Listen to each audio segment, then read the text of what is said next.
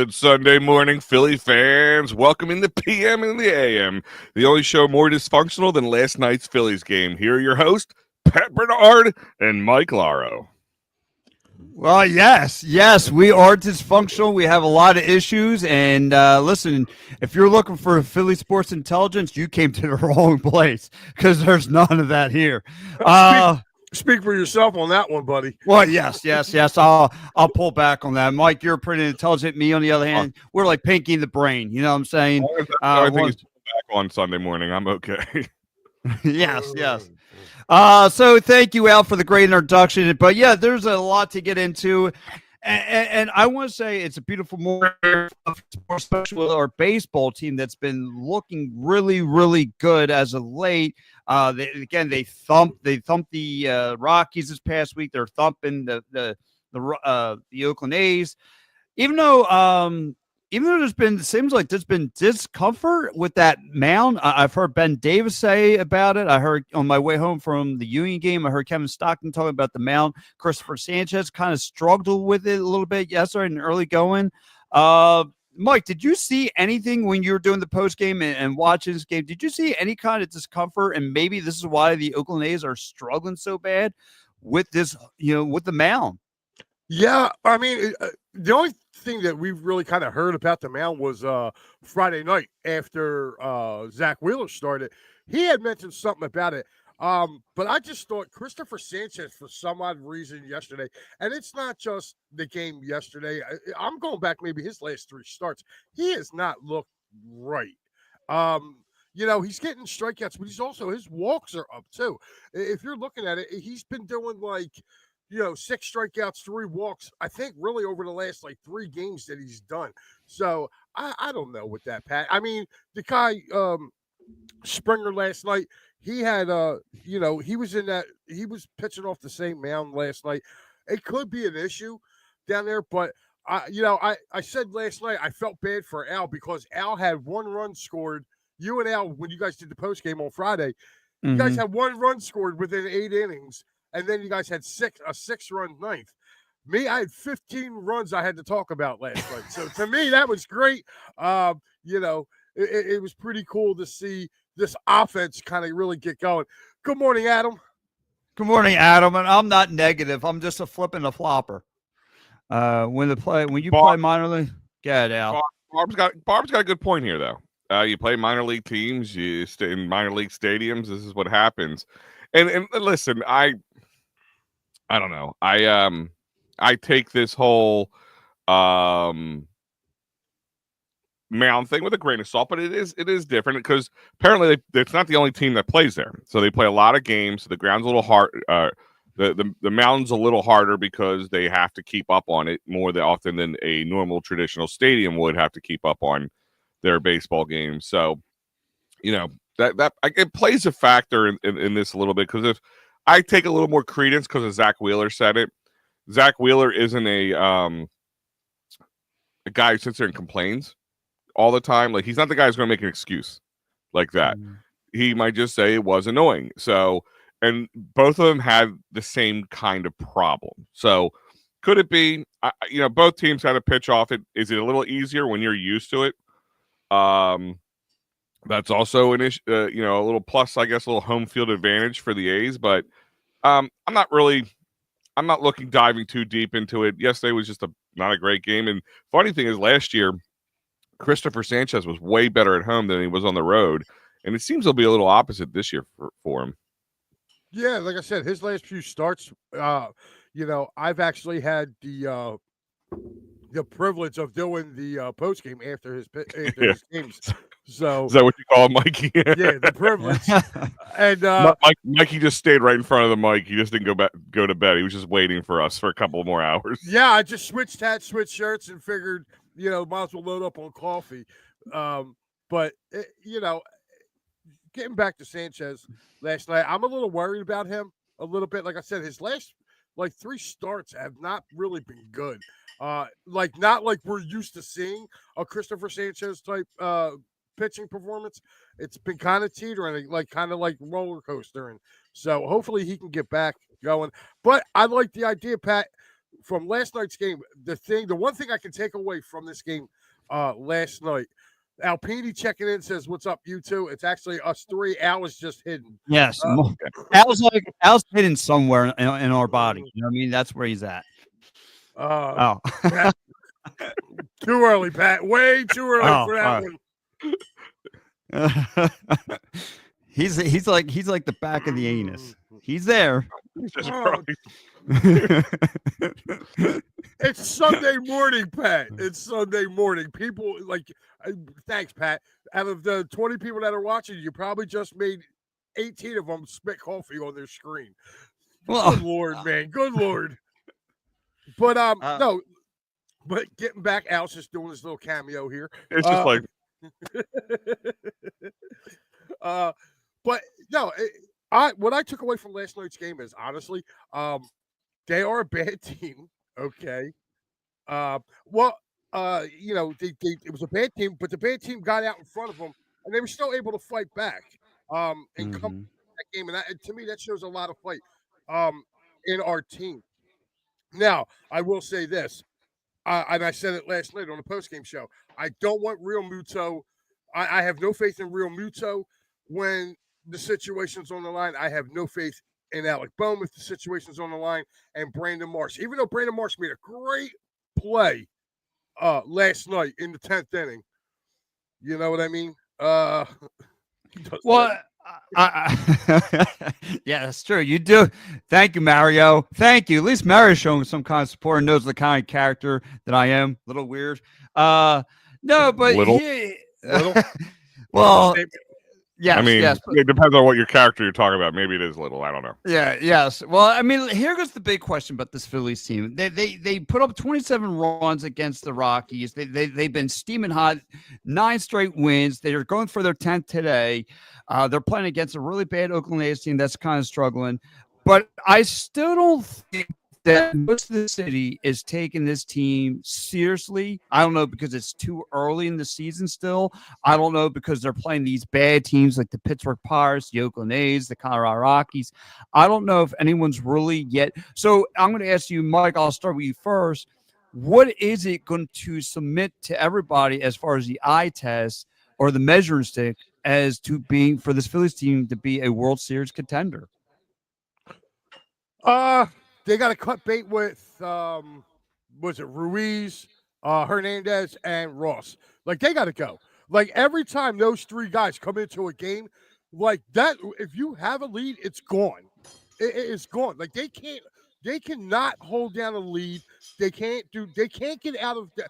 Like if they were to throw each of those guys, if they were to throw a 1, 2, 3 inning, good Lord. Would we be like we would throw a parade on Broad Street for them guys? I don't want to see them guys back in the lineup at all. Like I don't care. Bring me up 3 rooks from Lehigh Valley. Okay, bring them up. I mean, it can't be any worse than those 3. They are horrible. Coming into a game, if you see Ruiz wasn't too bad last night, but Hernandez and Ross, like I don't want to see them again. Like you can go to Lehigh Valley and grab 2 kids and get the same result that they're giving you. But at least with the kids, they're going to have time to develop and maybe become a little something. Like those guys are horrible. True. But and again, I'll ask you the same question. There's a lot of people in the city still not bought into this Phillies team. Again, like our superior leader, Matty Ice, Matty B. Again, because I don't know if they're just playing these weaker opponents, these bomb feeder teams like the Oakland A's, the Colorado Rockies, the Pittsburgh Pirates, or is it still early in the season? What is it for people to buy in? Was it for you, Al?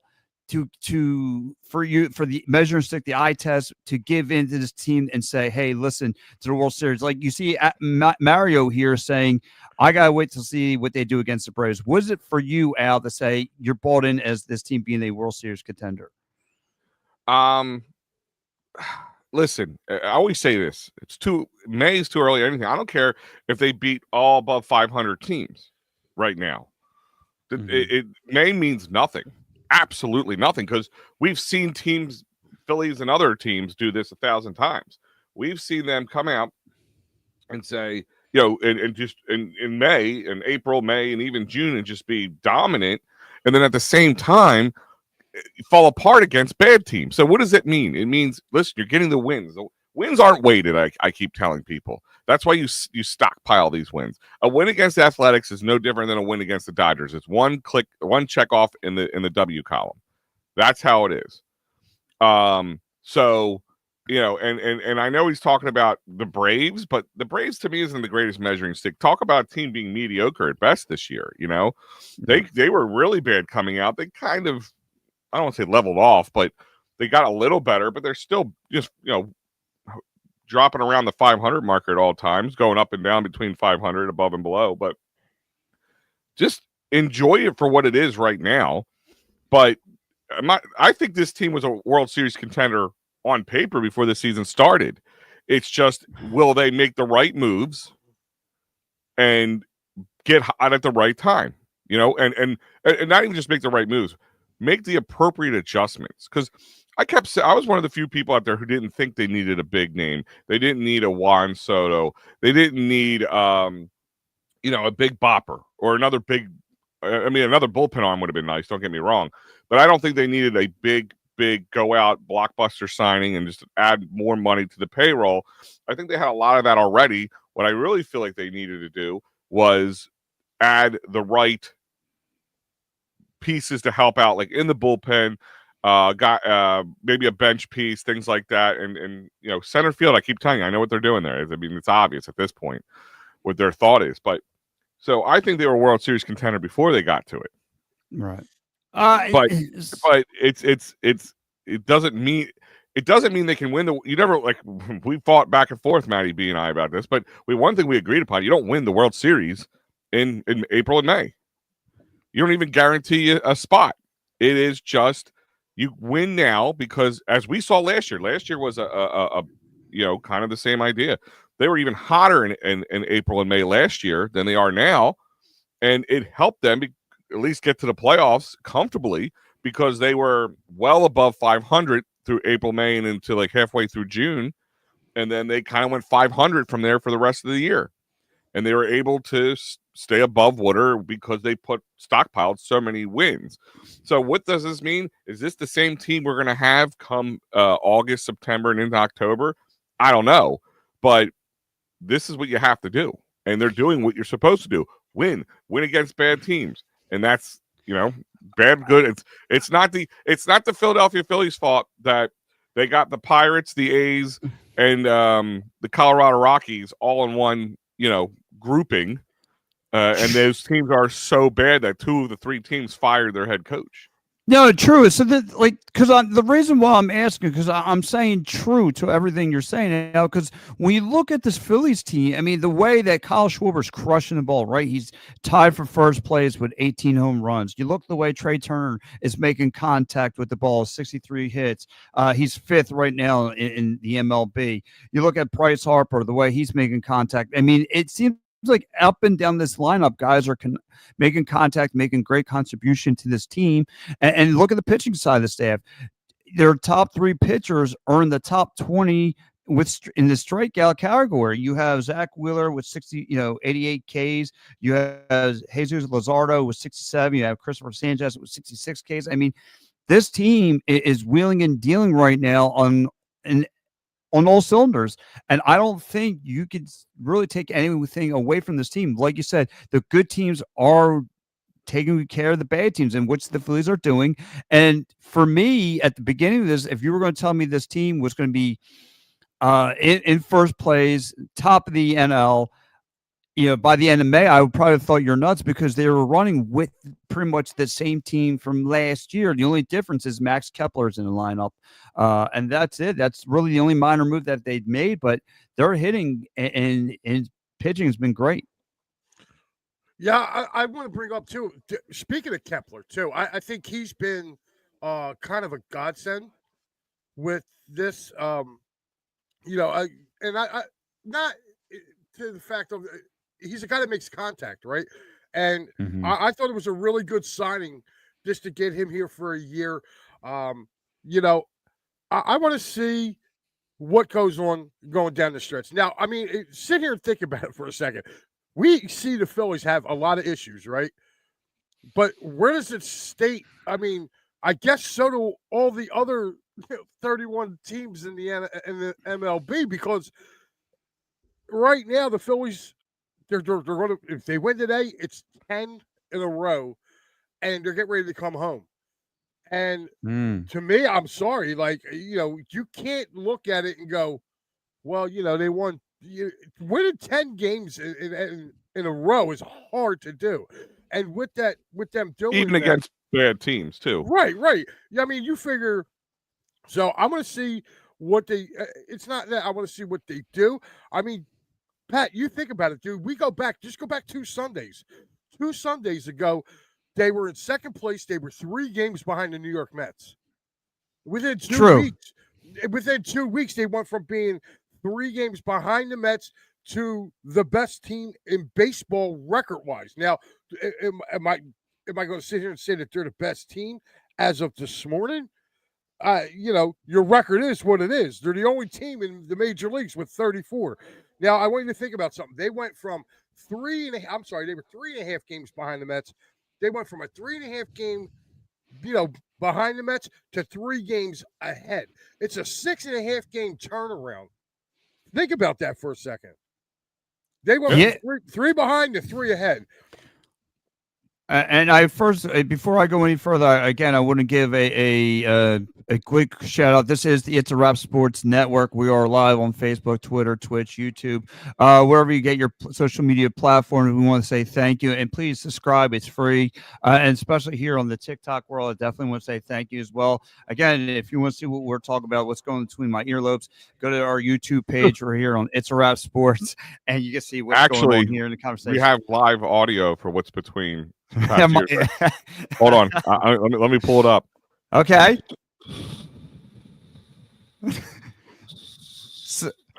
Sounds pretty hollow, but anyway, again, this baseball team is looking really, really good. Again, taking care of the bad teams. I don't know what else you want to see. Again, this week they got the Braves, they got the Brewers. Al, you and I have talked about this team playing very, very well. I mean, and again, I don't know, Mike, if you heard of this, I want to see if you agree. I mean, a lot of people want to give Topper the thorn bush immediately when he makes a management mistake, but the way that this team is clicking with Trey Turner sometimes leading off or Bryson Stott leading off, this team's making contact 1 through 9. Obviously, had moved Alec Bohm back in the lineup. Telling the lineup. Now he's moving up back in the middle of the lineup. He's making great contact. He's crushing the ball. When are we going to start giving Topper the rose petals? You're not going to give Topper the rose petals, because as much as he makes, he'll make some good decisions. There's a lot of times we're scratching our head. You know what I mean? You'll sit there and just be scratching your head at some of the moves he made. Like one, I will say last night, if you're going to play Bryson Stott in against the left-hander, put him in his position and put him at the leadoff position.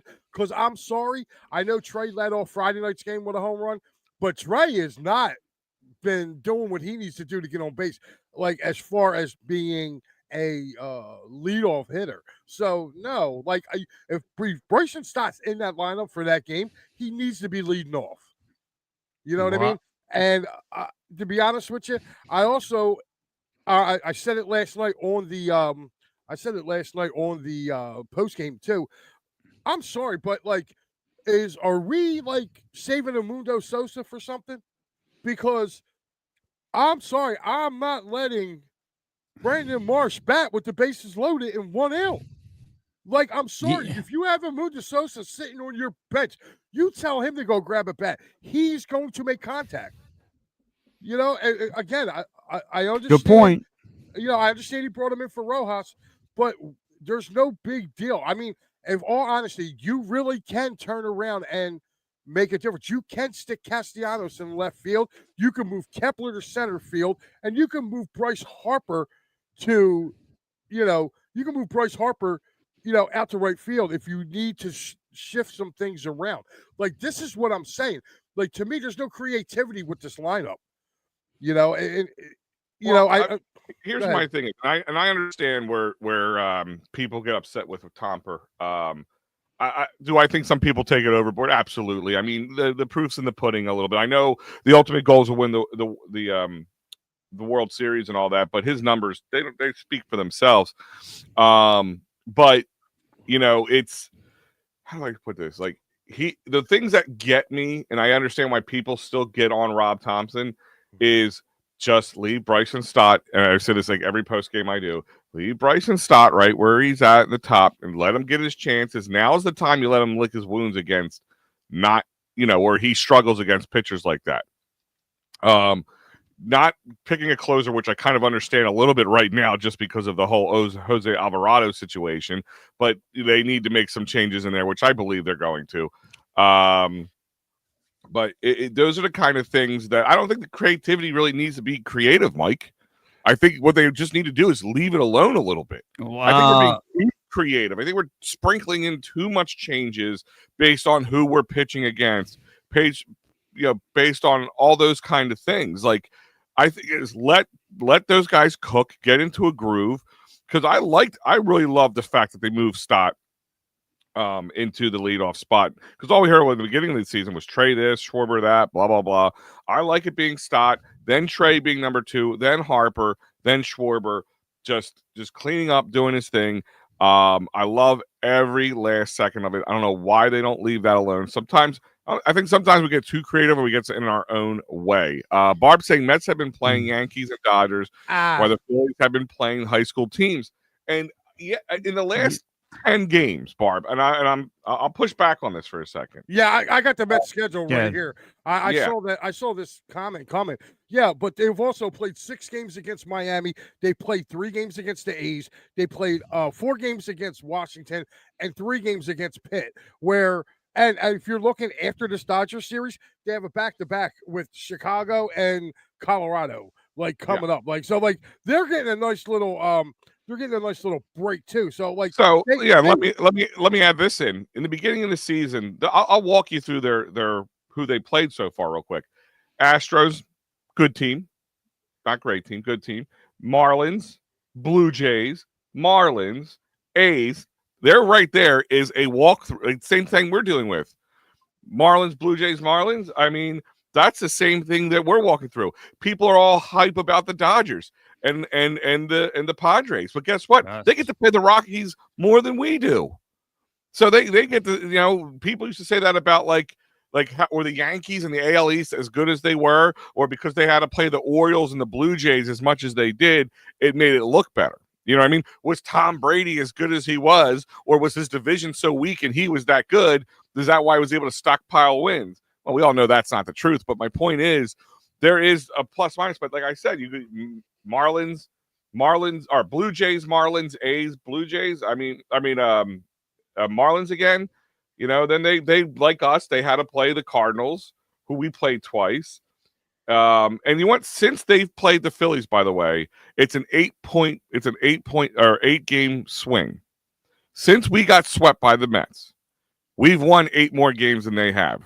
We've won more and they lost 8 more games than we have. You know what I mean? So it's all about timing. I know there's some injuries, but we all play the same teams. And then again, they play the Nationals, they play the Diamondbacks, teams that we've all played. They play the Cardinals again. They play the Cubbies, and then they played the Pirates. And then then they went on this kind of a tough stretch here against the Yankees, the Red Sox, and the Dodgers. Yeah, and now if you're looking like I said, they play the White Sox. Their next 4 series consist of the White Sox, the Rockies. They go to LA for a 4-game set in LA, and then they get 3 at Colorado before they come back home and start playing.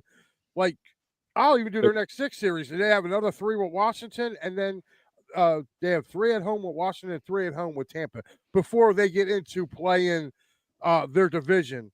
This whole month, I'm sorry, but other than the Dodgers, if you're looking at this, they have a very comparable schedule going forward until they get to about the middle of the month, around the 17th. That's when they play. They're at Atlanta. They come here for the weekend, and then Atlanta goes to Queens, and then they finish out the month going to Pittsburgh. So again, I'm waiting to see. Again, I don't have much stock and faith in the Mets. Good morning, Lou. I don't. I know they're dealing with some injuries right now, but I mean, if you look at it, it's going to be a long way to go. I'm still not going to throw the Braves out there. Like I said, I know they're kind of 500-ish right now. So, but they're literally 5 games back of the Mets, and they got 6 games. Wow. Playing. So. But I mean, listen, I know here's Barb pushing back real quick. Al, sometimes it's when you play a team. That's true too. I mean, I actually said I made a joke. I said, teams tend to play better when for at least a little bit when they fire their coaches. And of course, 2 of the last 3 teams we played against fired their coaches in May of all times. And like, good, we're gonna get the hotter Pirates or we're gonna get the hotter Rockies because of that. But again, you're not wrong, Barb. You absolutely play who you play when you play them. But that's the same thing that the Phillies do. So are we, and we're keeping our head above water better than they are. So what does that mean? I mean, that we're doing a lot better. The Dodgers haven't had the hardest run either, and they're another better team in baseball. The Yankees have to get to play the Tampa Bay Rays a bunch of times. The Orioles are a floundering organization right now. I don't know what the hell's going on in that world. They can't win. They couldn't pay for a win right now.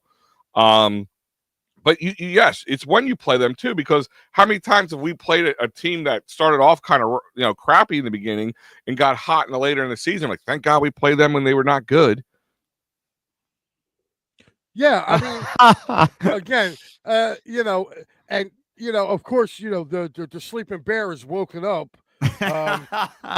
So I see his in the comment. Of course, we can't have a different take, because if you have a different take, it's homerism. Yeah. Yes. This baseball team could win 30. This team could win 30 games in a row, and somebody would take a leak in Matty's coffee. So he would find something to. I think he leaks in his own coffee someday. Yes. Yeah. Yes, I mean, he would find something. He would find something to complain about. Does Matty B ever wake up on the right side of the bed? Just like one morning? No, he's right side of the coffin. Yeah. I think he just sits up on the top of the hills of Mayfair and just looks down like the Grinch and ready to zoom in what PM and the AM has to say, and then picks apart the show.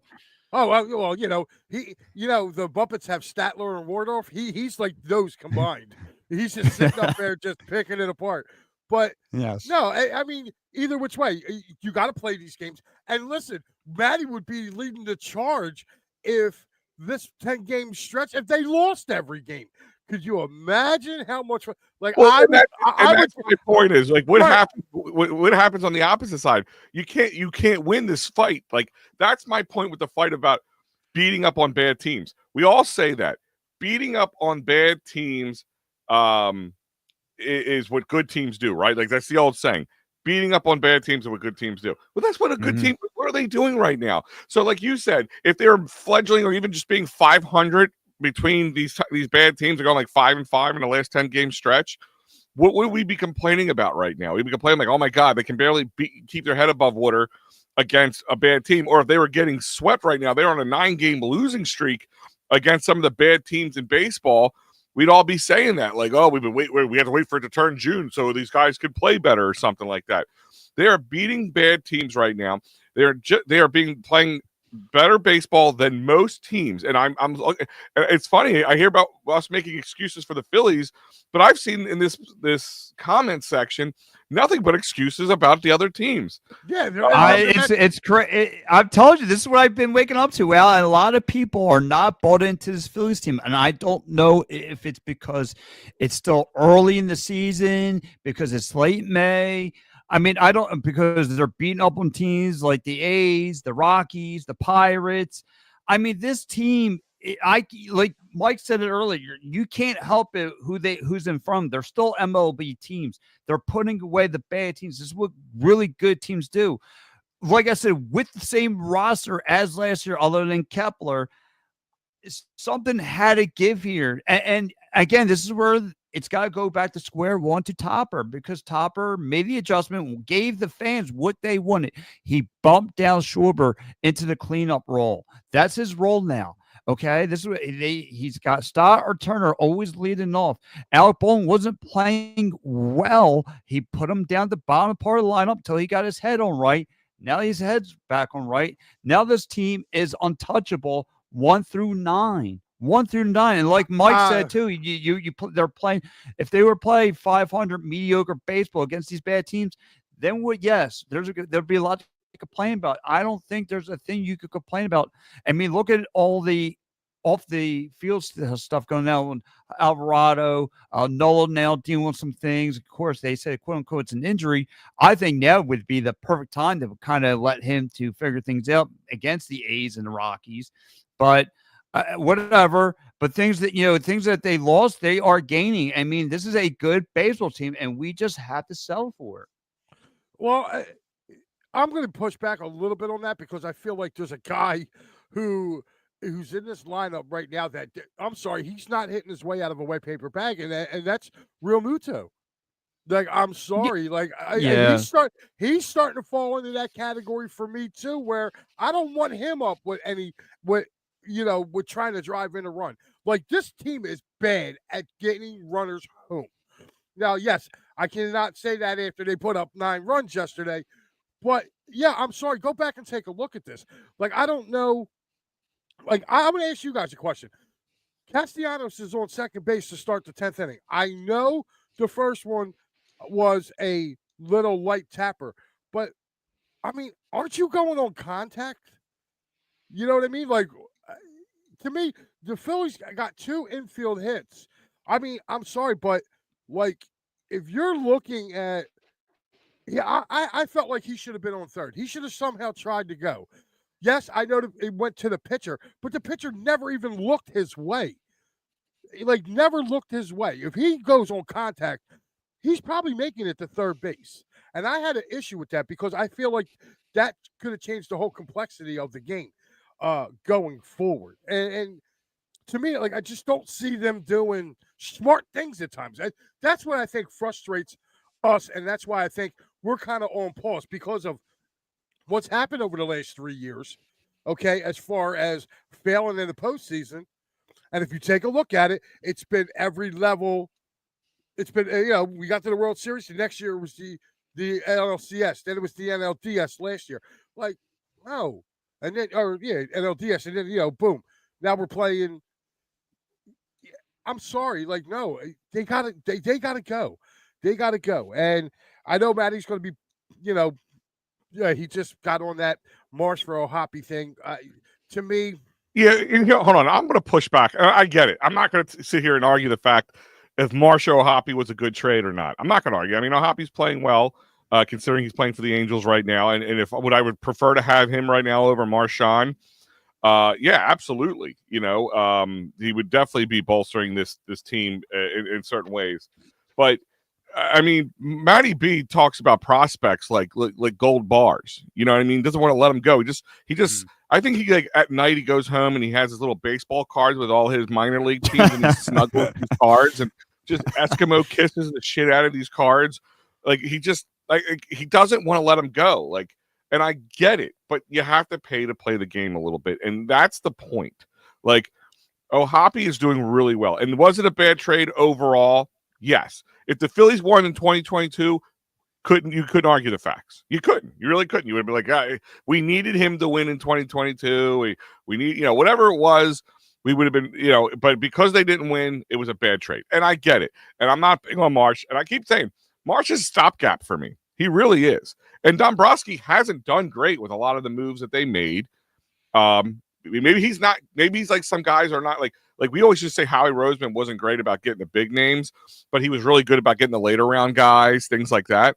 Well, maybe Dombrowski's the other way around. Maybe he's not good at making the mediocre moves, as I like to call them, or the facilitator moves. He can only sign the big names. I don't know, because some of his signings, I would say, it's questionable at best. But like I said, everybody keeps talking about what it used to be, and I get that. Like, how many times do we always say that Phillies would play down to their opponent, right? We would always say, "Oh, the Phillies, they play down to their opponent. They don't play, strong enough against the same teams." They usually did. They're not doing that right now. We talk about every year. What do we want? Like, we have like a wish list from the Phillies, right? Here's our wish list. I want the Phillies to play a little bit more small ball. I want to stop trying to rake all the time. I want the starting pitching to be. We had a problem with starting pitching last year because the fifth starter was just like a crapshoot. It was almost like a scheduled loss. That's changed. We don't want to see Kyle Schwarber in the leadoffs position.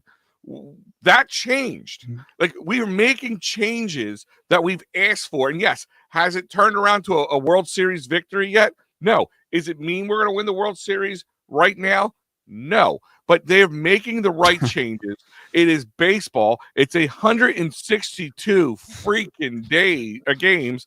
Let it be. Like, guys, let it simmer before. I understand we've been hurt before. We've all been hurt by Phillies baseball. We've all been hurt by Philly sports.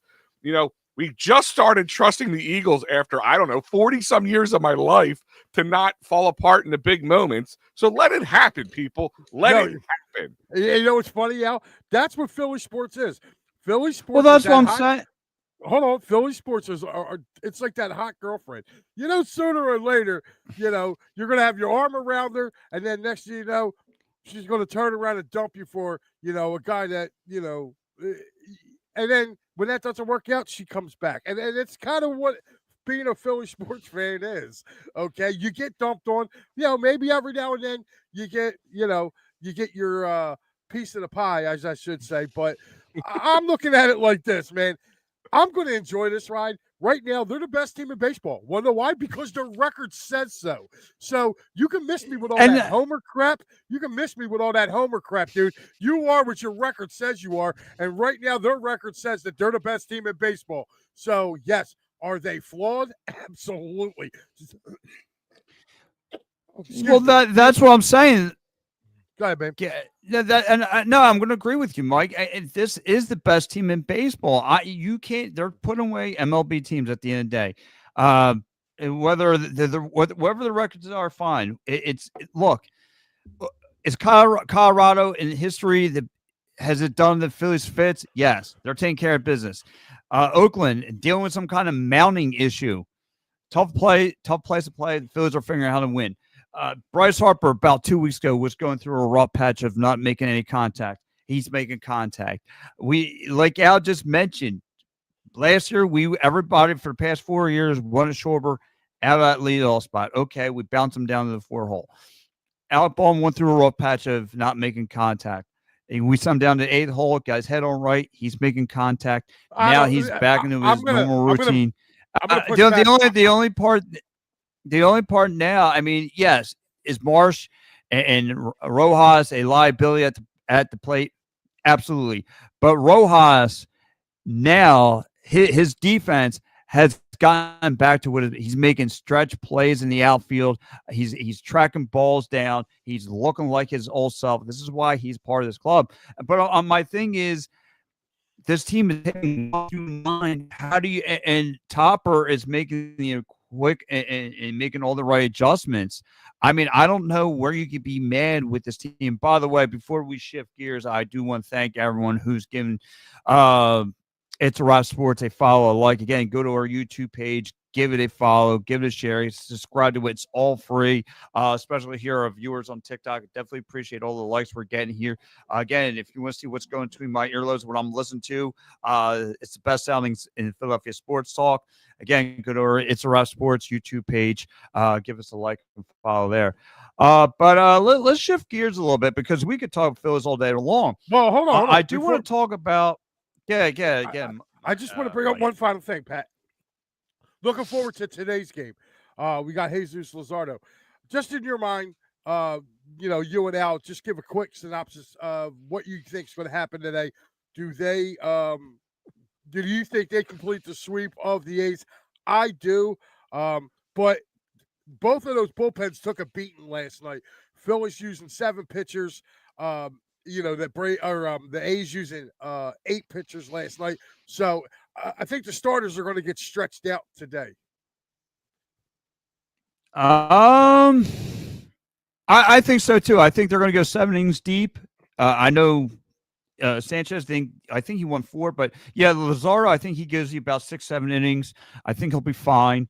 And then you're probably going to get, the Stroms of the world come in and so forth. But yes, I think the Phillies go for the sweep. I think they handle business, come back home feeling good against the Braves.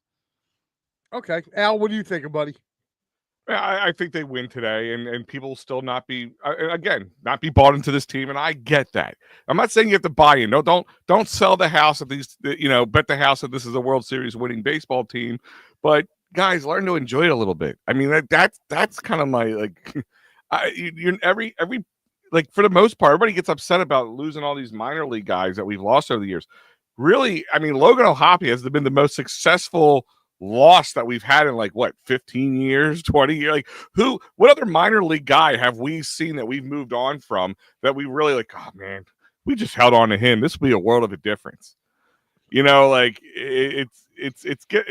got to stop living in the past a little bit. Well, listen, I agree with one thing with this, they're assets.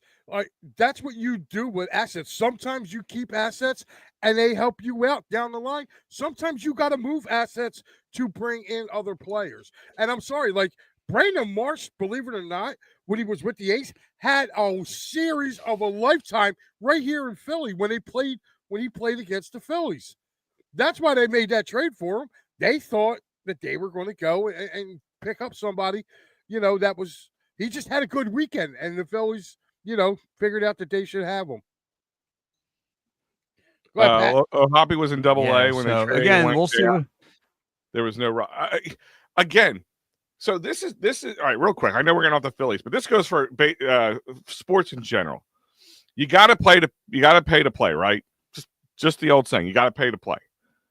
When is it the right time to make a move? When is the right time to take a risk and trade people? I asked this question the other day. I'm going to shout out to our old friends there, James Scorza and Joe Marks, and they had me on their show. I thanked them yesterday for inviting me on as a guest to their show. They asked me a question. I said, when is it okay? I said, if you have the opportunity to trade Mick Abel, who everybody says is untouchable right now because he had that one good game, for a guy like Mason Miller from the A's, because that's what I do. I look at these games right now. I watch these games because I want to see who might be in our bullpen coming in the next few months. Because that's what I'm looking at. Would you do a 1-for-1, guys, for Mason Miller, for Mick Abel right now? Yes, in a heartbeat. Yeah. In a heartbeat. Yes. I would do it. So, I mean. And also people in our chat. Barb's real. She's a great person. Broken Bell, I love you to death. Guys, we're all friends here. We're all friends. We like to argue, but we're friends. Yes. It's only sports talk. Jeez. Let's but anyway, I want to get in this conversation. Nick Sirianni, I don't know if you saw my TikTok. I put one out for Nick Sirianni. Getting the contract extension, it had me really pondering my mind. And of course, I'm going to ask our viewers and you guys too. Where does he stand as far as Philadelphia sports? As maybe does he crack your Mount Rushmore's Philadelphia head coaches in on your list here? He's got 4 to 8 wins, 20 losses. He's got been Super Bowl. He's won 1, lost 1, been to the playoffs 4 times. Where does Nick Sirianni? Because on my Mount Rushmore of Philadelphia head coaches, I got Charlie Mantle, Doug Pearson, Nick Sirianni, and Fred Shapiro. I mean, I want to know, where is he with you guys? How does he feel?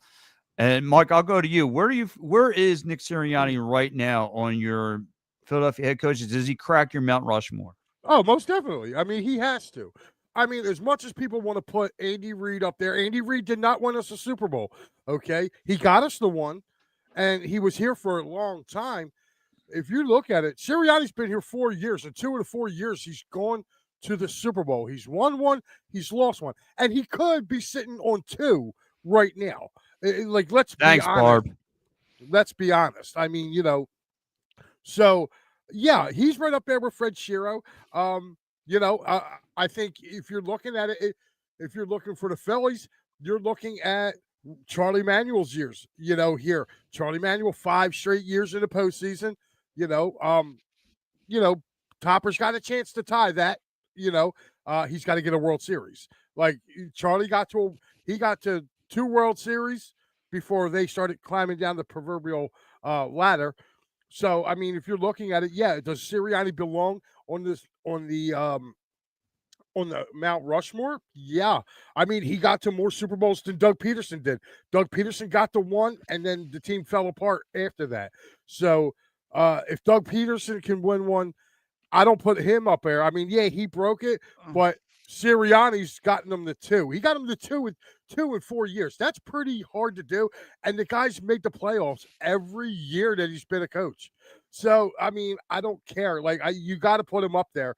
And if you take a look at it, I mean, I would put him up there with Fred Shiro. Like right now, it would be Fred Shiro, Sirianni, Charlie Manuel, and for the Sixers, I don't know, Billy Cunningham. Yeah, Billy Cunningham. I mean, because he's the only one that won a title. So, that would be it. Yeah, but see, it's funny because someone left me a comment too, and I'm glad because Mike, you dabble in this a little bit more. Like they're talking about Nick Sirianni having a well-built team, and that's why some people may not put Sirianni on their Mount Rushmore because he's already had a well-stacked team. Yeah. Can we stop? I am so sick and tired of hearing, Jalen Hurts only won because he's got a stacked team. How many stacked teams in the NFL don't win? They implode. Look at the Dallas Cowboys for the last 25 plus years. That right there, that is a team that used to bring in star after star after star to try to stay on top, and they would crap the bed every time they get in the playoffs for the last 20 plus years or 25 plus years. Like, I'm tired of hearing that. Like, the dude knows how to coach. Regardless of what you want to say, his record is what it is. We got to apologize because we have a GM who figured out the system and knows how to get around the system. I'm sorry, and I know that's going to wake Matty up too because he doesn't like Howie Roseman. But guess what? He's got to come around too. The team he's been putting together and the way he's been drafted, they've been to 2 Super Bowls in the last 3 years. They won one, they lost one. Guess what? That whole he's not hitting things anymore. Guess what? You can't say it no more. And I'm tired of people going that Jalen Hurts isn't a top 5 quarterback because he's got a super team around him. I'm sorry. Didn't Josh Allen just a couple years ago had Stephon Diggs and who was on the other side of him? They had a 3-peat along with a really good tight end. And by the way, they had a top 5 defense too. He still couldn't get past Pat Mahomes. All right. Lamar Jackson, for as great as he is, won multiple MVPs. He can't get past out of the second round.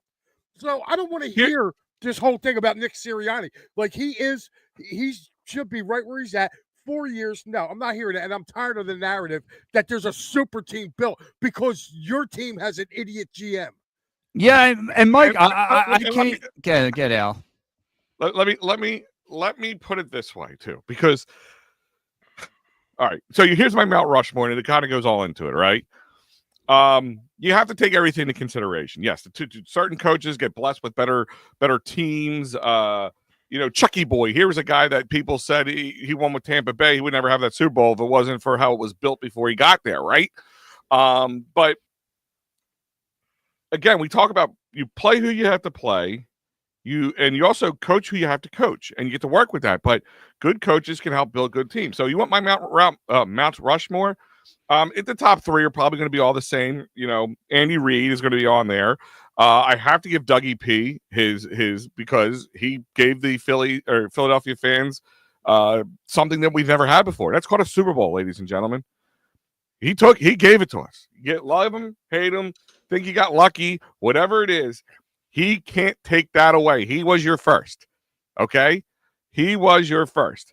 Nick Sirianni has to be up there. Love him or hate him. Is he a goofball? Is there times that you have to, he has your head scratching? Because I liken him a lot to Rob Thompson and Nick Sirianni. Because if the Phillies win the World Series this year, it's going to be the same storyline. Is he the right guy for it? Is he making all this stuff? right moves and all that, and then he goes and wins it all. Like, but my other one would be Dick Vermeil for the same reason we're all arguing about, is he took a team that was just fledgling and really did something with that and gave the Eagles something to work with, because what other team, you had all the other ones we talked about either took you close to the promised land or got you to the promised land. That's all we've had. There's no other team, there's no other coach who's done that. So that's how I look at it. But you have to give guys credit where credit's due, because now it's like, all right, well, okay, they won the Super Bowl, but they had the best defense. So, okay, duh. Yeah, that's fine. They still did it. They still got it done. You know what I mean? We keep looking for excuses to drive the narrative. And that's the problem with me. And here's a great example of it. Right here, ladies and gentlemen. I'm popping up on the screen for you. How much of the Super Bowl win was more in Fangio? Okay. How much was it? How much was any Super Bowl win the head coach versus having a really good coordinator or really good quarterback or really, did Andy Reid finally win Super Bowls because he was a stellar coach, or because he had Patrick Mahomes and put good pieces around him finally? Like, at what point does the insanity stop? Because that's what I don't get. It is exhausting to this point. Like, you could sit there and go, okay, you don't luck into Super Bowls, okay? You really don't. Unless the only way you really luck into a Super Bowl is if the Eagles are like say for instance this year when they won, say before the Super Bowl went down, between the championship game and the Super Bowl, Patrick Mahomes breaks his leg. You know what I mean? Like, and then then you have to play Carson Wentz in the Super Bowl. Then yeah, fine. You can say maybe the Eagles, quote unquote, lucked their way into the situation. No, they straight out dominated on every angle of the game against the GOAT right now. Twice. They GOAT eaters, right? They beat the GOAT twice. They beat Tom Brady in one, and that one would be, I would say, closer to a lucky win than this one. This was straight dominance. Well, the Eagles. Well, that's why, again, I have my Mount Rushmore. Fred Shapiro, he took the Flyers, who came in with a new attitude to the NHL at the time, and won 2 back-to-back Stanley Cups. The only head coach to do that in Philadelphia sports. That's why I got him on my Mount Rushmore. I got Charlie Manuel, like Mike said, because he got this team, cracked a championship drought over 14 plus years of not seeing the city a parade, took them to a World Series, lost in 2009, gave this city a great deal of Phillies baseball for a long extended period of time. Good 5-year run. I got to put Doug Pearson, because like Al, you just mentioned, Doug Pearson winning the first Super Bowl with a backup quarterback, which nobody had any dreams that Nick Foles was going to get the job done against the GOAT at the time, against the best quarterback ever. And Nick Foles outplayed him. And then I got to put Nick Sirianni on there. One, because he lost it in 22.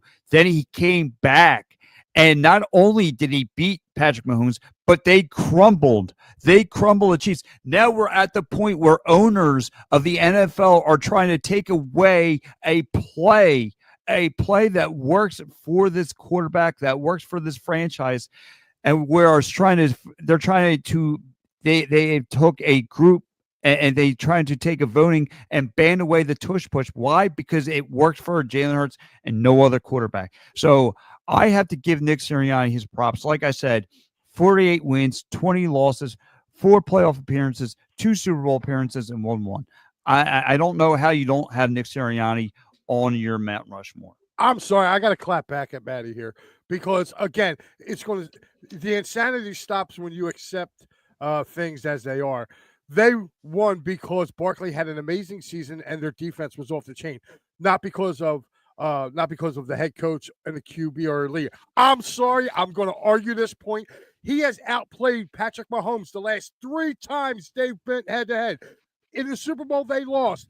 He outplayed Patrick Mahomes. The next season, when they had their epic collapse, he went to Arrowhead and outdueled Pat Mahomes again. And this time, I'm sorry, he outdueled Pat Mahomes again. So, no, I don't want to hear that the QB wasn't elite. Did you see the dagger that took their heart when he threw that ball with like 3 minutes left to go in the third quarter, when he hit Devontae Smith down there, no, that was an elite throw. Stop with the nonsense, Matty. And this where does it when do they have to win 3 Super Bowls in a row for this to count?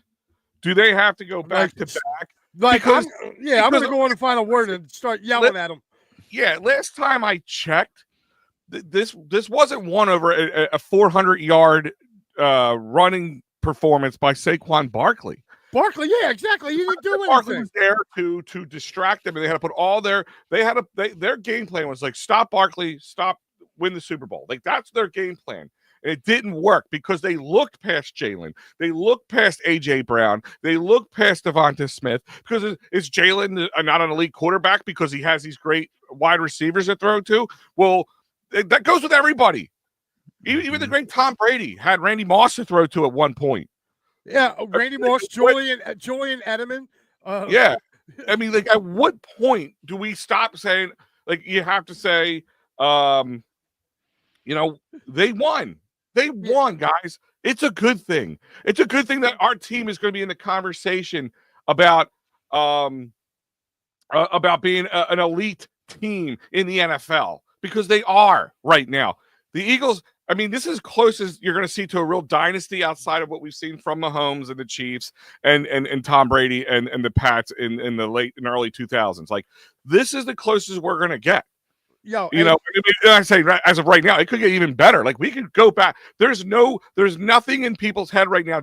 And I don't even care who, if you're the most negative person, the biggest Cowboys fan, whatever it is, to not think that the Eagles are in the mix to win the Super Bowl this year and years to come. Because this team is as young and youthful as possible right now. Because you know what? Not that they just start drafting young guys from good elite colleges, but they're not holding on to these guys too long, getting emotionally invested in. They made the changes. Even I was on the Howie Roseman firing train many years ago. But when I see Howie Roseman start making up for his mistakes, that's when I go, all right, man, here's his flowers. Because we said he couldn't draft in the beginning. He could not draft. He couldn't. You gave him that first 2-3 round draft picks. He screwed it up royally. Being the smartest man in the room, it was exhausting. But now, I agree. But now I'm picking Georgia Bulldogs. Now I'm picking Roll Tide, Crimson Tide, Alabama guys right now. Texas, LSU. Like we're smartening up now. And that's what he did. He made the right changes. He has the good contracts in the way in here. We have a very youth-filled team. Like, who's like the oldest guy on our team right now? I think we're like by average, we're one of the youngest teams. Yeah, Goddard. Right. I think Goddard's 30. Lane Johnson. Yeah, Lane Johnson. But can you bring up Matty's got another? He's got another one that's I think right after this one. When he brought up, he says on there that damn, where the hell is it? Right here. Why did the Birds go to a run-heavy attack? Because you have the best offensive line in football, and you just got the best running back that was on the market. That's why they went to a run-heavy. Dude, they were a run-heavy team the year before. Because it worked. It works. The simple fact of the matter is it works. Yes. If it ain't broke, don't fix it. That's exactly. I tell you. I don't get this thought process of why. Jalen's so elite. Yeah, did he struggle? Everybody struggles. Even Patrick Mahomes statistically had a crap season. Season. Like, but here goes. Hold on. From a Patrick Mahomes standpoint, let me preface that. I'm not saying it was the worst season I've ever seen anybody play, but from a Patrick Mahomes standpoint, over the last few years, that was a crap season. It is all. He did not have a great season, and they got exposed because other teams. It comes down to one other important, unmeasurable factor, except for when it happens: winning. Yeah, winning happens. Yeah, but a winner. You can be a stat patter. You can throw 1,000 yards a game. You could be like MVP Lamar Jackson. Mike brought it up earlier. Lamar overrated, can't win. You see Josh Allen so far can't win, and he's had how many opportunities to do so. Like, when do you start giving anybody kudos or flowers? That's what I want to know. They went heavy running because it worked. it was almost like a slow playing poker game. You lost a few hands, or you played, your hands the way you got them, and you're an aggressive player the whole time. So when it came down to the final match, you changed it up, and they did not know how to change their attack, because that's what they did. They ran heavy the whole time because it worked for them. And then when it came down to, the Chiefs said, we're going to stop Saquon Barkley. And they did for the most part, but they couldn't stop anything else. That's what they did. Tell me Nick Sirianni isn't part of that. Yeah, go ahead, Pat. First of all, go ahead, Pat. Because no. Go ahead. Yeah, I mean, listen, I feel like I'm going to work in a triple threat, Mike. But no, listen. First of all, Barb, thank you saying this is way better than ESPN. Absolutely. But no, listen, to my part though, like again, to Matty B's point, like he's saying why they go attack heavy. If my calculations are wrong with the New York Giants, first of all, made the bigger mistake because they thought themselves that Saquon Barkley was cooked. They were able to move on from. You know what I mean? New York Giant fans are mad that they let him go because of what he's done with the Eagles. Again, like you just said too, Al. A lot of guys wish they had Jalen Hurts on their team. Jalen Hurts is able to, do the tush push correctly, squat, move the ball forward. That he squats 600 pounds. That his vision's great. That he got to their team, got their franchise, winning two Super Bowls. And like I said, look at Patrick Mahomes in that Super Bowl. He looked puzzled going against this Eagles team. He looked cooked. This is the first time I've seen in Patrick Mahomes' eyes that he was flabbergasted going against this squad. This Eagles team is built to be Matty B saying this team is not a dynasty. Yes, it is. It is a dynasty waiting to happen. Oh, hold on. All right, hold on. We got to get there. We got to get there. Question. Nobody's saying that they're a dynasty yet, but outside of Patrick Mahomes and the Kansas City Chiefs, you tell me what NFL team is even remotely in the conversation of having a dynasty type team to build to go forward just because of anything else. Tell me anybody else. Because even the great Bengals right now, they are stuck. They have paid a lot of good players, but they also have a lot of huge holes that they're not going to be able to fill because of those contracts. So like the from the top down, the Eagles have made every correct move for the last 3-4 years. Even when they maybe did it by accident, because I even said, the Jalen Brown thing or Jalen Hurts thing, like, was that an accident? Was that a necessity because of all the injuries we saw from Carson Wentz? Because I was livid when they did it because I'm like, this team has so many holes, and you're going to get a quarterback in round 2. I mean, luckily they were able to get out of it, find somebody silly enough to take Carson Wentz for a first-round pick and take him off our books after that year, and they were smart enough to do it. And since then, every move the Eagles have done for the most part have shit gold, except Josh Huff.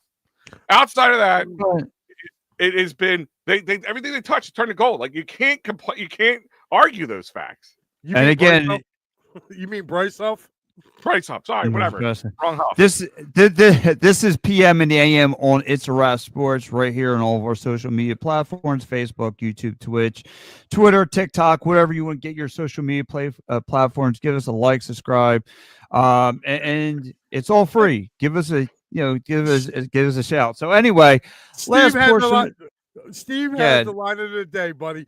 God is mad. That's right. When you can rile up the voice of God as he did. But yes. So you want to move forward, Pat? You want to move forward? Yeah, I got one last segment I want to get into because again, we're talking about the question was, where's Nick Sirianni stand as your head coach? But here goes the thing though. Speaking of head coaches, we tackled this last week, Mike. Flyers, bringing in Rick Tocchet, but now it seems like there's a little bit of a backlash coming from within. Brad Shaw is going to be a newest, he was the assistant coach at the Flyers. He's going to move on with the Devils. And Lappy, LaPerriere is going to not be with the Flyers organization, not getting the opportunity to become a head coach with the Flyers. Now going to move on. Is this Flyers team going to getting backlash from within, Mike? Listen, Tockett went elsewhere to go make his bones. So if LePerrier's got to do that, then so be it. As far as Bradshaw, I wasn't expecting him to come back. You're not going to stick around and go back to being a bench coach after you were, you're not going to be a bench coach after you were kind of an interim coach. So I was expecting him to move on anyway. And maybe the organization felt like, hey, Lappy, we appreciate what you did for us, but you can go ahead and go see if you can get somewhere else. Maybe you might have a faster way to get somewhere else to go. Because right now, they pretty much told him, listen, we're not promoting you for the next 5 years. We want you down here coaching these kids. And, LePerrier didn't want to stay or stick around. So, he's got a right to move on. So I like the fact, the more I thought about it, I know the age-old additive with this Tockett signing would be, oh, it's just the Flyers bringing in another former Flyer. Well, guess what? He was a former Penguin. He was a former, go around the league, dude. He played for several different teams. So, and Pittsburgh wanted him. So Tockett knew he was wanted. He was still wanted in Vancouver. Okay, he was wanted by Pittsburgh. He was wanted by Philly. I believe there was 2 other teams that wanted him. There was 5 or 6 teams that were interested. He chose to come here. He looked around at all the situations and said, yeah, I like this situation the best. And he came here. And I'm sorry, he didn't win the Stanley Cup, but he's taken teams when, the Utah Hockey Club, when they were in Arizona and they were the Coyotes, their most competitive years is when Talk was behind the bench. You know what I mean? He taken he took Vancouver and led them to 108 points. You know what I mean? Yeah, they didn't get the job done, but they've had decent regular seasons with him. And I know a lot of people don't like because, again, they see it's the old Flyers thing. But let me ask you that question: if he wasn't a former Flyer, would people be as upset about this? No, they would be. I think they would be. Oh yeah, we got the best coaching candidate but he's a former Flyer. He's a former 2-time Flyer. He came early in his career, left, went about, did his business, and then came back. He was kind of a missing piece trade back. Late 90s, early 2000s. So again, to me, I felt like the 2 guys that would always be considered, if they ever got hired as coaches here, would be considered, oh, well, that's just the Flyers being the Flyers, would be Mark Recchi and Rick Tocchet, because they had multiple stints here. You know what I mean? Mark Recchi, no offense, dude, but he could be a former whatever with half the league. And that's kind of how Tocchet kind of fell under. So, just the fact that 5 other, it was, I think 5 or 6 teams wanted him, and the Flyers being, one of them, and he chose the Flyers. So obviously he saw something in this team. He probably talked over what they were thinking about doing. And I'll tell you what, if you listen to Keith Jones, I believe earlier this week he was on WIP. They had him in studio, and I watched it because most of us work during the day. But I actually watched when I got home. I watched it, and I'll tell you what. The one thing that they said, I think the Flyers are going to be active. I think they're going to start getting little pieces. I think they're going to go in, and start taking different approaches. They're going to slowly but make their team better through free agency. So I'm not worried about the Flyers. I honestly agree with that a little bit because they were there. I think they were hurt in free agency. I think they were swinging and missing. I think they tried in free agency, and I think Torts was a big reason. I think the growth of the Flyers was not steady enough for people to want to jump on board.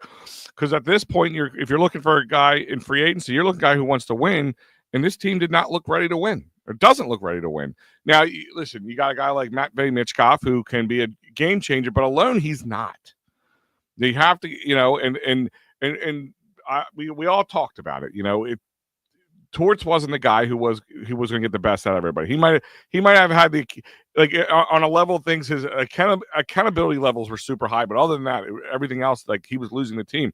Maybe they found a guy who has that accountability level, maybe a little less than he did, but then Tocchet comes in, and maybe he'll be more developmental and be able to bring other guys in who will help these guys develop with the savvy vets. I don't know. Like, I'm not getting upset about the whole Rick Tocchet thing being a former Flyer because, yeah, is it the Flyers' MO? Absolutely. We've seen it 1,000 times. Like I asked the question earlier, if he wasn't a former Flyer, if he was a former just a Penguin and a King like he was, a Bruin, would we be as upset about this right now? I don't think so. Would I would love to give Lappy a chance? Sure. But it's not happening. So he is our coach, and let's hope he can do that. Go ahead, Pat. Pat, you're muted. You're muted, buddy. We can't hear you, Pat. Anyway, like I said, Al, turn the porn off.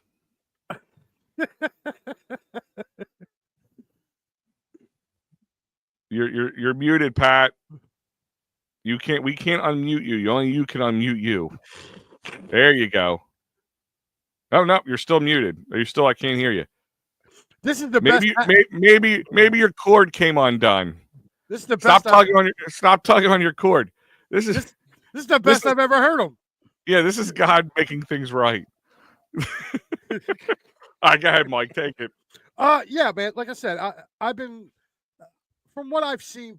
I like the way that they're doing it. And if you, like I said, I listened to Jonesy talk and hear what he had to say. But to me, honestly, it's been hello. There you go. Welcome back. There he is. No. So go ahead, Pat. No, my thing was though. I don't know, because when I look at the Flyers and knowing that they had Chris Kalmbach as an assistant head coach, he moved on. He becomes the Oilers head coach. Pat, yeah. Do me a favor, take like a couple inches back from the mic. You're really loud now. There you go. I'm sorry. No,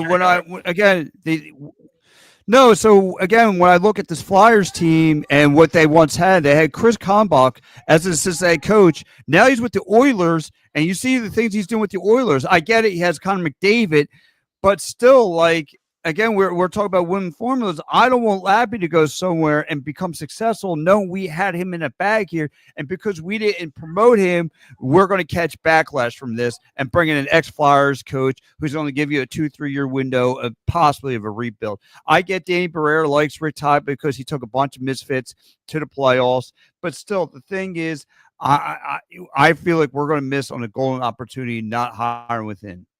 Nah, I got to disagree with you there.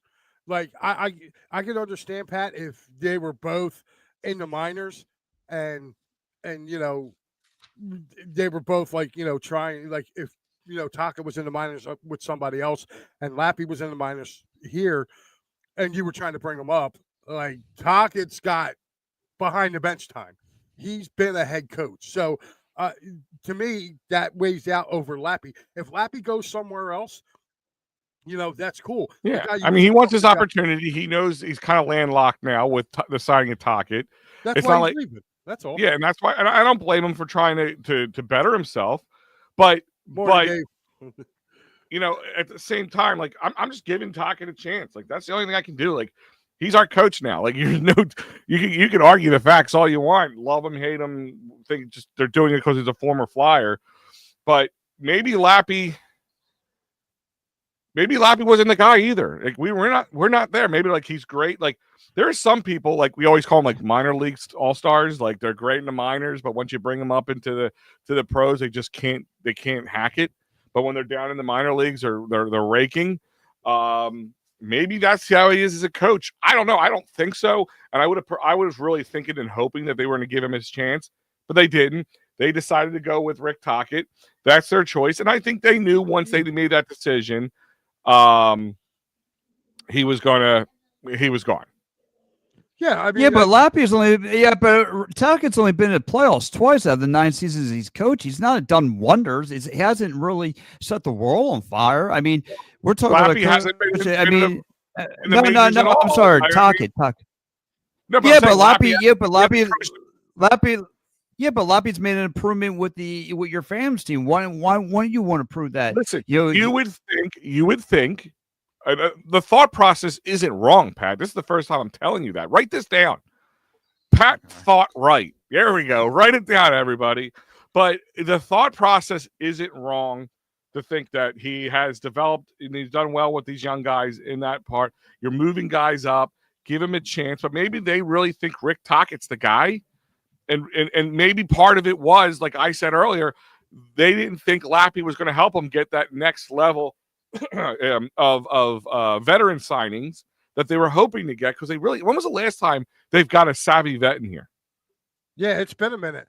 And Yeah. another thing too, getting back to this, Tockett was also on those Tampa Bay Lightning teams as well. Like, he was a bench coach over there. Like, Lappy's been a bench coach here. You know what I mean? Yeah. Al just had to pop on and shake my head at that one. Pat usually has good thoughts. No. Barb, you have not Barb, watched us. You have not watched us enough if you think Pat has good thoughts. Barb, we're not even on TV, and I still have to worry about FCC content with this man. Yes. Yes. Hey, listen. Pat, I'm going to switch gears just a little bit here. It's Memorial Day. Yes. Yep. What? Phillies are at 4:05 today. Pat Bernard, where are you sticking down your gullet this afternoon? It's loaded question in many ways. Yes. Phillies are 4:00 start time. I don't know. I think me and the home supervisor, we're probably going to do a little burgers and hot dogs, get the memorial thing going. We're going to stay away from the pasta. Pasta will come probably tomorrow. We're probably go baked tomorrow. Keep the tradition going. Pat's going to really stretch it. He's going to make a hot dog lasagna. Yeah. Not a bad move. A hot dog lasagna. Listen, not too shabby. I will give Pat's home foreman. That's also Pat's band name from high school, Hot Dog Lasagna. Did you see that? Matter of fact, they had a hot dog wiener race up in Minnesota. They had some of those vehicle wiener races going on. Yeah, like the hot dog. Oh Jesus! Did you watch it? I was enthused. Yeah, see, that Pat, on ESPN. Yeah, Pat actually thought it was like cooked dogs running around a track. That's why he tuned in. But nah, man, I think I'm going to do a little bit of the barbecuing as well. I might pick up some hot sausages, throw them on the grill. I'm in the mood for hot sausages today. There you go. So I'm going to go That's get that. Like Pat's Tuesday night. Yeah, right. That's Pat's Tuesday night. Or any night before then. But yeah, Al, what are you doing? I have to take my mother-in-law to the airport around that time, but I think I might still open the grill up so when I get home, just throw it on, have the game on the radio, try to get in the mood. Because listen, and by the way, because Mikey did it last night, and I'm not going to be on the air tomorrow or anytime soon after today. So, thank you to all our military personnel out there, past and present. Number one, even Matty B, he's our veteran, and that we thank you for your service, not for your Philly sports picks or your Philly sports knowledge. But we do thank you for your service, and especially the ones that played. Steve Fenentes is definitely is also a vet too. So guys, remember those, and actually the ones who also have passed and paid the ultimate sacrifice to do because allowing three knuckleheads like this argue the way we do over these kind of things and make wiener jokes to Pat on a Sunday morning. Yes. If it wasn't for you guys, we wouldn't be able to do it. So we thank you, and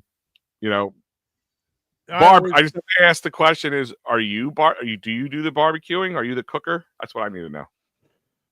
You know what? I also say something every year. I always say, before you crack your beer, before you sizzle the steak or burger on the grill, like you said, man, take time out, especially for the ones who paid the ultimate sacrifice. You can't come home and have a beer or a hot dog. It really really for me, that's I said it last night on the post game, man. So again, happy. I'm not going to say happy Memorial Day, but make sure you keep you keep those people, our fallen heroes, in your Remember, prayers today. sometimes these holidays we Yeah. celebrate aren't always. They weren't happy ways that brought them about, but they bring happiness to people, and it, sacrifices how to be made. So thank you to those guys.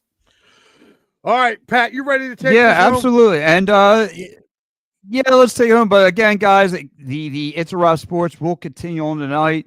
Matty B will have you covered for the fighting finals tonight. So make sure you hang out with him after the Phillies game. He'll get you covered for that. And of course, all the fighting finals. Did we have the schedule? Who's got to do what games this week? Who's got the Braves? I got it. There is the Maddie's got the A's today. This is the new and approved one. There is Maddie's going back to back here. I think he's starting to stockpile games because he's trying to get more wins. Well, yeah, I'm hot on his tails, buddy. I'm 8-2, so he's trying to get a little distance here. But this is this week. I got Wednesday night. Yep, and I'm right behind you on Thursday, buddy. So, and again, don't forget, guys, my boy Pat. That's right, this little idiot over this way. Don't forget to join him Fridays at 10:30 for the wraparound. He will be giving you all his crazy takes. Yes. You guys will enjoy Pat around. Many men have enjoyed the reach around. Wrap around. Everyone's welcome. And don't forget, guys, tonight, make sure you tune in to our fearless leader. That's right, Matty B. The final word. I'm pretty sure he's going to rebuke everything that we've said here today. He will have a rebuttal for tonight. So make sure you guys tune in for that. And again, and of course, Thursday nights, don't forget the attack and third, the Union tie things, leave things in a tie with Miami. I have big questions, but I will answer them on Thursday because I'm going to rant about this team and go off. But anyway, again, guys, the Philadelphia Union are in first place. But again, guys, join me, Steve Fuentes, this Thursday night, back 9 o'clock as always. Good old Steve Fuentes. He forever will be called Steve Fuentes, and people are like, why? Yes. Well, I got this question here. Is Hector Neris? No, never. No. Who's Hector Neris? But they will listen. I think I'm telling you right now, they will make the changes, and I honestly think hopefully Brandon Marsh plays a little better. And maybe they can use him to fetch somebody to help the bullpen to help them win a World Series. We'll see what happens. Time will tell. I don't know how much he's going to fetch. But for that, guys, for Mike Laro, Pat Bernard, and I'm Al. Enjoy your Memorial Day weekend, everybody. Have a good one. We'll see you next time.